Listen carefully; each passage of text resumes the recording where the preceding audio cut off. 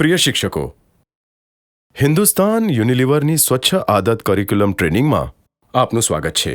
આવો આપણે જંતુઓને ફેલાતા રોકી શકાતી 3 સૌથી આવશ્યક આદતો વિશે શીખીને શરૂઆત કરીએ. નંબર 1. આપણે દિવસ દરમિયાન 5 અગત્યના અવસરોએ આપણા હાથ સાબુથી સરખી રીતે ધોવા જોઈએ. જાજરૂમાં ગયા પછી, સવારે નાસ્તો કરતા પહેલા, બપોરે અને રાત્રે જમતા પહેલા, તેમજ સ્નાન કરતી વખતે. નંબર 2. આપણે પાણી ઉકાળીને જ પીવું જોઈએ અથવા પ્યુરિફાયરમાં શુદ્ધ કર્યા પછી જ પીવું જોઈએ.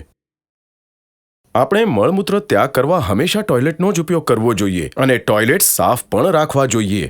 એટલે જ આ શાળાઓ અને શિક્ષકોને આ 3 આદતોનો પ્રચાર કરવામાં મદદ કરવા અમે સ્વચ્છ આદત તેમજ ઇન્ટિગ્રેટેડ વોટર સેનિટેશન અને હાઇજીન પાઠ્યક્રમ તૈયાર કર્યો છે, જેના દ્વારા આપણે દેશના દરેક વિદ્યાર્થીઓને સ્વચ્છતાની સારી આદતો અનુસરવા પ્રોત્સાહિત કરી શકીએ છીએ. એક શિક્ષક તરીકે આ પાઠ્યક્રમનો ઉપયોગ કરવા તમે આ બાળકો પર સારો નૈતિક પ્રભાવ પાડી શકો છો. તો આ સ્વચ્છ આદત પાઠ્યક્રમ ખરેખર છે શું? જી હા, આ 21 દિવસનો પાઠ્યક્રમ છે, જે ધોરણ 1 થી 5 સુધીના વિદ્યાર્થીઓ માટે તૈયાર કરવામાં આવ્યો છે. આ પાઠ્યક્રમ મુખ્ય 4 ભાગોમાં વિભાજિત કરેલો છે: જંતુઓ, સ્વચ્છ હાથ, સ્વચ્છ પાણી અને સ્વચ્છ ટોયલેટ્સ.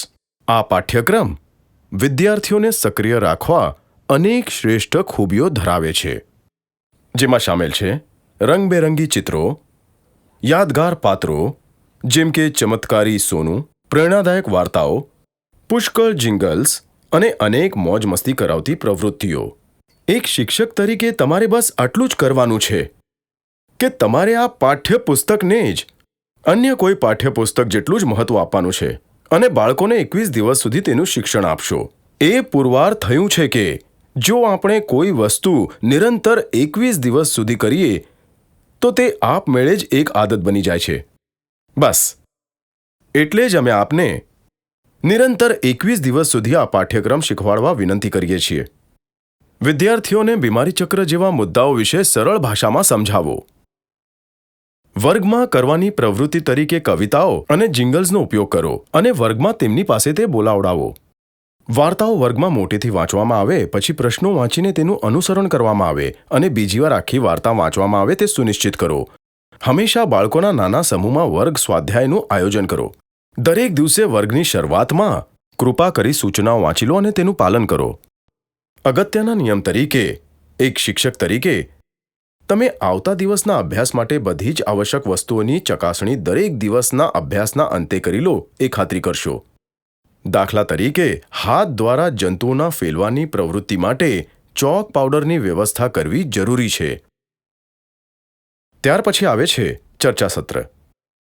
શિક્ષકોએ આ ચર્ચાઓ ઘણા ખરા દિવસોએ આપેલા વિષયો આધારે હાથ ધરવી જોઈએ અને વિદ્યાર્થીઓ જ્યાં પણ મૂંઝાઈ જાય ત્યાં તેમને મદદ કરવી જોઈએ. આવો હવે આપણે ગેમ્સ વિશે વાત કરીએ. દરેક ગેમ પછી તે શું શીખવવા રચના કરવામાં આવી છે તેનું વર્ણન કરવું જોઈએ. કૃપા કરી બધા વિદ્યાર્થીઓ આ પ્રવૃત્તિઓ, રચનાઓ અને ગેમ્સમાં ભાગ લે તે સુનિશ્ચિત કરશો. અંતમાં પાઠ્યક્રમનો એક ખૂબ જ મહત્વનો ઘટક સ્વચ્છ આદત ટ્રેકર આવે છે. આ ટ્રેકર સ્વચ્છતાની 3 મુખ્ય આદતો આધારે તમારા વિદ્યાર્થીઓના પરફોર્મન્સ વિશે જણાવવામાં તમને મદદરૂપ બનશે.